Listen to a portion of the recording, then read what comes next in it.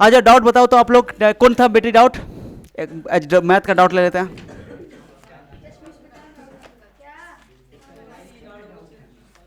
Doubt लाओ ना, ला के रखो ना यहाँ पे, बुक खोल के रखो, उसमें पेन रख दो। एग्जाम्पल, एग्जाम्पल अलग से पूछोगे, एक्सरसाइज पहले पूछो, चलो। हाँ, नहीं नहीं नहीं, एक्सरसाइज पूछना है, एक्सरसाइज हमसे, एक्सरसाइज। एग्जाम्पल तुम अलग से डाउट हमसे पूछ लेना। चलो एक्सरसाइज पूछो, इसमें पेन नहीं लेके चले जाना, पूछ कर निकाल के रखो। तुम बोलो, बोलो तुम लोग हिंदी में। एक क्या पूछे थे? 8 ना, 8 तो बता दिए थे। 9, 9 बताते हैं। आ जाओ, बैठ जाओ, बैठ जाओ, बताते हैं, रखो ना, बैठ जाओ, देख के चेक करके रखो, हम दे देना। सुनो बाबू, एक व्यक्ति ने, सुन रहे हो? क्वेश्चन नंबर 9 सुनो। एक व्यक्ति ने कुर्सी और मेज 1520 में बेचा। एक कुर्सी और एक मेज 1520 रुपये में बेचा, और उसको कितना फायदा हुआ लिखा हुआ, जिससे उसे कुर्सी पे 25% लाभ हुआ और मेज पर 10% लाभ हुआ। प्रॉफिट, प्रॉफिट इसको कितना हुआ? 25% और 10% प्रॉफिट हुआ, ठीक है। और उसने कुर्सी पर फिर उसका एक क्वेश्चन ये दे दिया, और दूसरा एक क्वेश्चन दिया है कि कुर्सी को 10% प्रॉफिट पे लाभ पर बेचा और मेज को 25% लाभ पर बेचा, तो उसको मिला 1535 रुपया। कितना?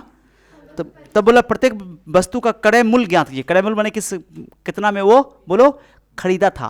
क्या बोलते उसको? Cost price. क्या बोलते उसको? तो पहले मान लो, माना क्रय मूल्य ना, क्रय मूल्य क्या बोलते इसको, जानते हो ना? सीपी।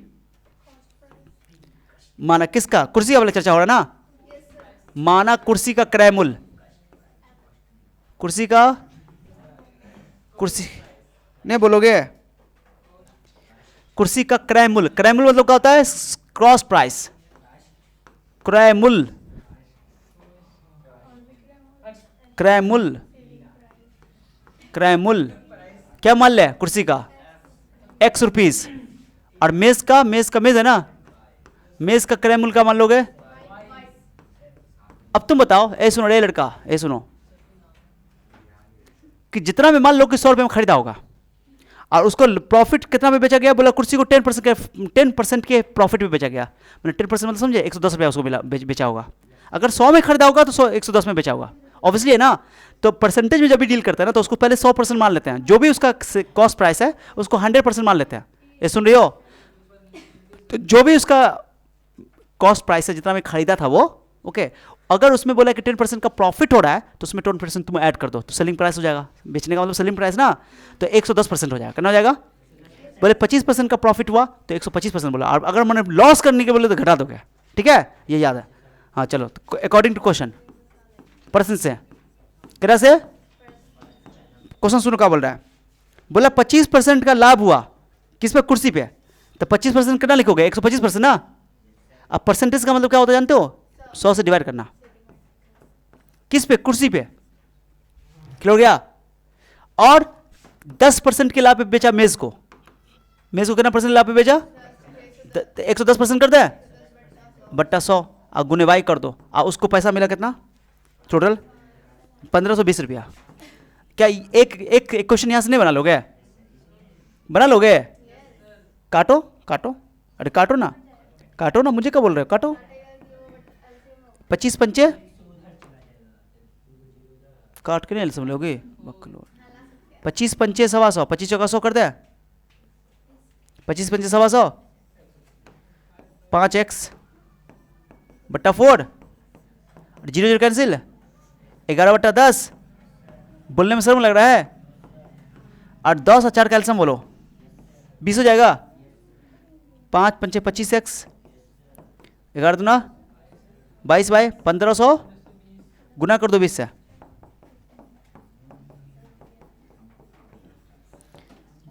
152 दूना 300, 304, 3000,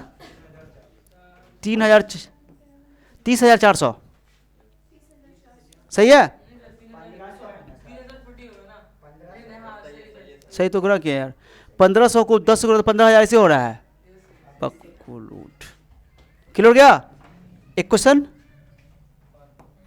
एक क्वेश्चन वन बहुत कितना आसानी से बन गया।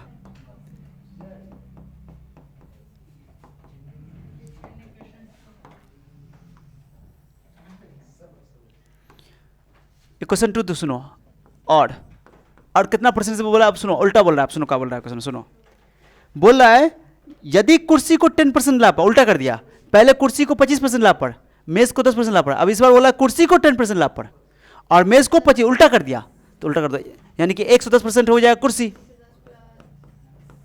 एक्स 125% हो जाएगा तुमको मेज, और कितना पैसा मिला उसको 15 अब यहां से एक और क्वेश्चन निकाल लोगे, काटो तो ई भी तो वही आ जाएगा, कर दे डायरेक्टली, उल्टा हो जाएगा, उल्टा हो जाएगा, उल्टा हो जाएगा 22x plus 25y, okay, काटोगे 0 0 cancel, बोल के क्या है बोल रही हो रे, और यहाँ 20 हुआ था, 20 गुना कर दो कितना आएगा ये,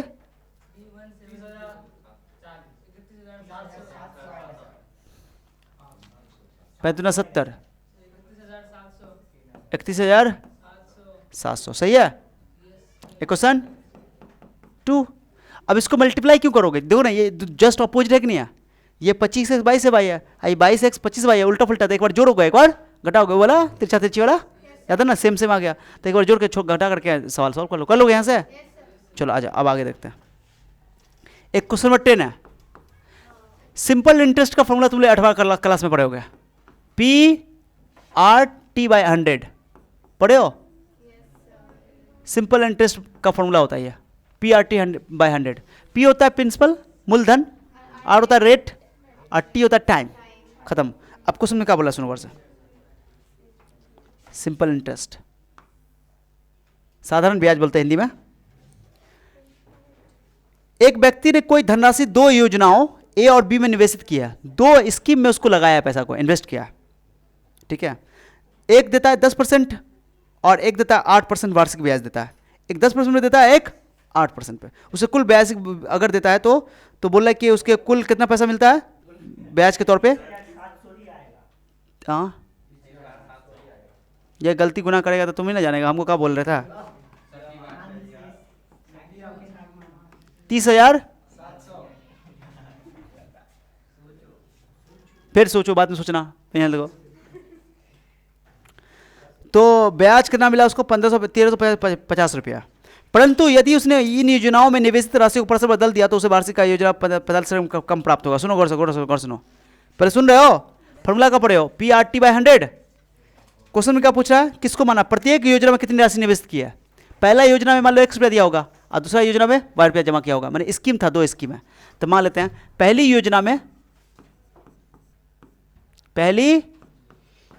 में योजना माने फर्स्ट स्कीम, पहली योजना में निवेशित, बोलो निवेशित मतलब इन्वेस्ट मनी, निवेशित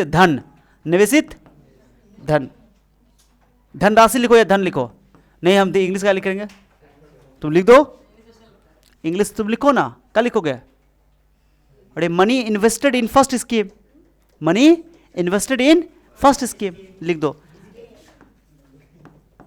दूसरी योजना में निवेशित धन, अरे हम हिंदी में सॉल्व करते हैं, हिंदी में लिख रहे हैं, अंग्रेजी लिखना तो लिख लोगे तुम, ऐसा क्वेश्चन मिलेगा तो लिखो प्रश्न से, क्या लिखोगे, प्रश्न अनुसार, यस अकॉर्डिंग टू क्वेश्चन। अब सुनो क्या बोल रहा है, सुन रहे हो, पहला में 10%, कितना वार्षिक ब्याज 1 साल का, ठीक है, तो पहला का x रुपये लिए थे, x जमा किए थे, x p की जगह x हो गया, r की जगह कितना परसेंट बोल रहा है 10%, कितना परसेंट, और साल 1 साल बट्टा कितना 100 कर दे, कुछ दिक्कत, आगे बोल रहा है कि दूसरा में 8%, कितना परसेंट, तो y 8 1 साल के लिए बट्टा 100, और कुल रुपया मिलता है उसको, कुल रुपया 1350 रुपया, हो गया सवाल यार। 100 एलसीएम ले ले क्या, माहिरू 0 0 कैंसिल, बताओ 4 दूना 8, 25 जगह 100, सही है माहिरू, 2y/25, ये लड़की पागल है देखो, 25 और 10 कैलसियम बताओ, 50 गारंटी है, 2x कि 5x 4y कर दें? कछाओ दिक्कत? 5 से गुना कर दो बेटा। 135 का आधा कितना हो जाएगा? 130 का आधा 65 होता है। 165 167.5 167.5 डबल जी। सही है, गुना देखो तो, गुना करके सही है। हाँ डबल जीरो, 5 5 25 के 5 हाथ में, 5 में 25 हाथ में 2, 13 5 65 65 2 67, 1 नहीं आएगा बस। सही है, अब सही है ना? ओके, हम 67.5 किए थे बट हम 167 कर दिए, उल्टा हो गया था इसलिए। ठीक है, और अब क्वेश्चन में क्या बोला जानते हो? अब बोला ब्याज को पलट दो। ब्याज को क्या कर दो? पहले 10% पहला स्कीम है और दूसरा स्कीम में 8%। अब बोला ब्याज को पलट दो, 8% इसमें और 10%। सुनो, आजा आजा आजा आजा आजा आजा ना ए मगरमुटिया। x अब 8%, कितना परसेंट? बट्टा 100, और इसमें 10%। हेलो मगरमुटिया, अब बोल रहा है पहले कितना मिलता था? 1350। अब बोल रहा है 45 रुपया कम मिलता है। कितना मिलता है? 45 रुपया कम। 45 घटा दो, पहले 1350 था ना, 1350 में से 45 रुपया का कर दो, घटा दो। क्लियर हो गया? काट कुट करो, फिर वही बात जो हमें बात समझ में आ गई थी अभी। दूसरा करते हैं y/10, 1305 गाइस, एलसीएम 50 हो जाएगा। 4x 5/1305। बोलने में सब लग रहा है? जीरो बैठा दो, 5 पंचे 25 हाथ में 2 और 13 पंचे। सही है, सही है। समीकरण 2 कर लो, आप कर लो नहीं वो सॉल्व कर नहीं लोगे? सवाल में कुछ है नहीं, x और y निकालना है, बस यही था। और कोई है? और कोई क्वेश्चन बताओ? और किसी को डाउट है हिंदी में? बुक में हर टाइप का सवाल करवा दिए हैं, सिंपल इंटरेस्ट इंटरेस्ट कोई का। किसी का और डाउट है? कहाँ पे? अरे सही है, सॉल्व कर लेना तुम।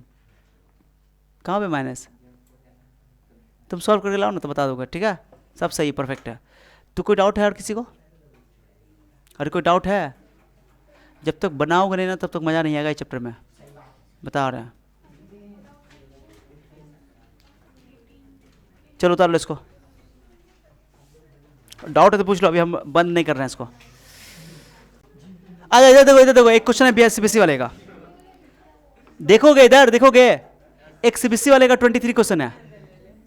तुम लोग को पूरा एक एक टाइप करके बनाना चाहिए था, लेकिन तुम बनाए नहीं हो। कितना अच्छा बना लिया।